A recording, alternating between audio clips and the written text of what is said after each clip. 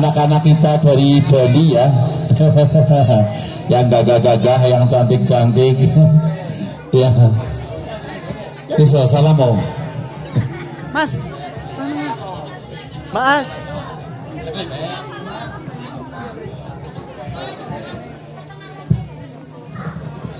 Cek dulu, cek.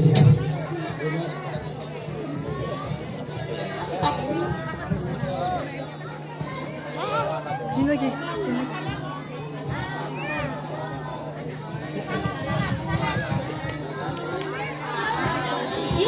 Assalamualaikum warahmatullahi wabarakatuh. Salam sehat, salam semangat, merdeka. Saya Abe, saya Alfa, saya Vila, dan saya Joda. Langsung saja ya. UAS Al-Qarni memberangkatkan haji ibunya. Ibu adalah sosok pahlawan yang paling dekat dalam kehidupan kita. Ia mengandung kita dengan kondisi lemah dan nyeri yang bertubi. Belum lagi saat ia melahirkan kita. Nyawa adalah taruhannya. Seorang ibu adalah sosok yang paling berjasa bagi kita anaknya. Membicarakan ibu memang tidak akan ada habisnya. Ibu adalah sosok inspiratif yang keberadaannya memberikan ketentraman dalam kehidupan kita. Dalam kisah Islami ada cerita inspiratif tentang seorang anak yang begitu menyayangi dan memuliakan ibunya. Siapakah anak yang luar biasa itu? Bernama Uwais Al-Qarni. Uwais merupakan seorang pemuda yang hidup di masa Rasulullah SAW.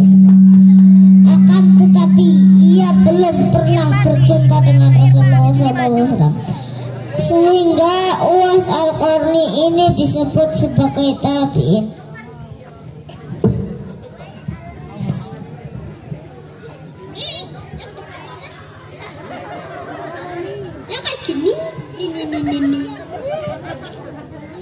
Uwais Al-Qarni tinggal bersama ibunya di Yaman. Ibu Uwais kondisinya lumpuh, cacat, dan dikenal sebagai seorang perempuan yang menderita penyakit kulit kusta yang menular sehingga membuat kulitnya belang-belang. Uwais pun memiliki penyakit kusta seperti ibunya, tetapi ia masih bisa beraktivitas seperti biasa. Meski kondisi ibu Uwais cacat dan lumpuh, Uwais tetap sabar, tak meninggalkan dan tak pernah lelah merawat ibunya. Karena rasa sayang dan cinta kepada sang ibu, segala permintaan sang ibu dikerjakan oleh Uwais Al-Qarni. Namun hanya satu permintaan sang ibu yang sulit dikerjakan oleh Uwais, yaitu saat ibu meminta menunaikan ibadah haji. Anakku, mungkin ibu tak lama lagi akan bisa mengikhtiarkan agar ibu dapat mengerjakan haji. Nak, minta sang ibu kepadaku. Mendengar permintaan perempuan yang disayanginya itu, Uwais lalu termenung. Ia bingung karena perjalanan dari Yaman menuju Mekah begitu jauh. Sementara Uwais dan ibunya bukanlah dari keluarga yang kaya raya. Bahkan mereka tidak memiliki kendaraan seperti unta untuk digunakan dalam perjalanan. Lalu bagaimana Uwais membawa ibunya menunaikan ibadah haji? Setelah melalui perenungan, akhirnya Uwais menemukan jawabannya.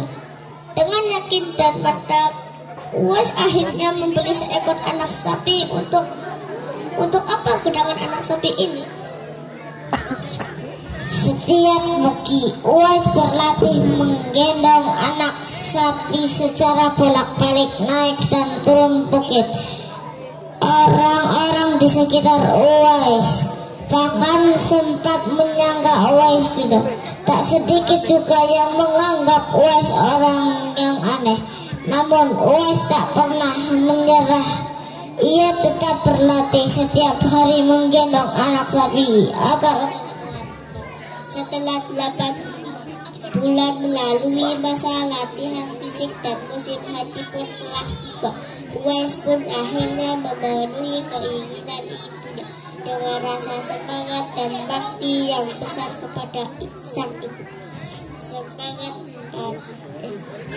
Uwais akhirnya memilih menggendong sang ibu menuju Mekah dengan cara berjalan kaki.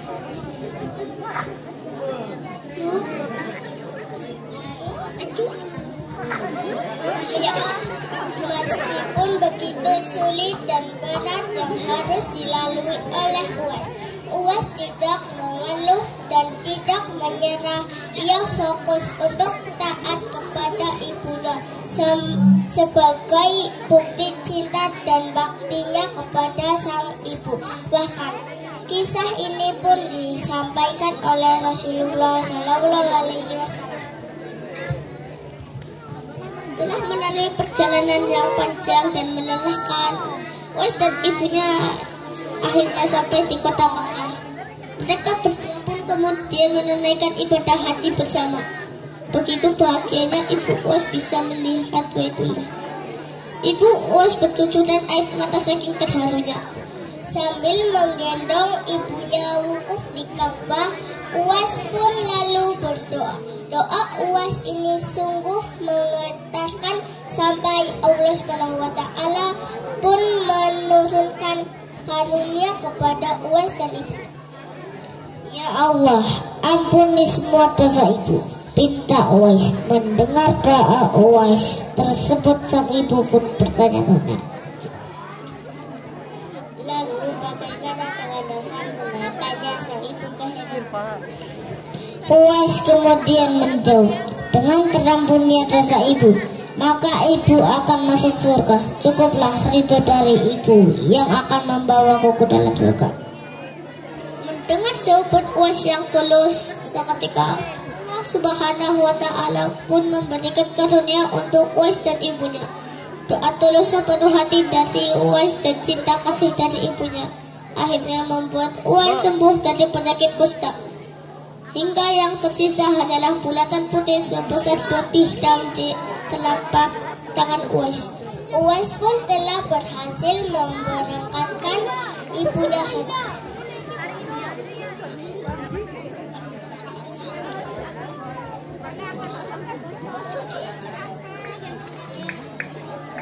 Wafatnya Uwais Al-Qarni. Beberapa tahun kemudian Uwais meninggal dunia. Anehnya, proses pemakamannya dihadiri oleh ribuan orang yang berebut untuk merawat jenazah. Penduduk kota Yaman tercengang. Orang-orang yang mendatangi pemakaman Uwais bukanlah orang yang mereka kenal. Padahal semasa hidupnya ia sangat miskin dan tidak memiliki apa-apa. Lantas bagaimana bisa ribuan manusia ini datang untuk mengurus jenazah dan pemakaman? Berita tentang keadaan pemakaman Uwais Al-Qarni ini menyebar dengan luas.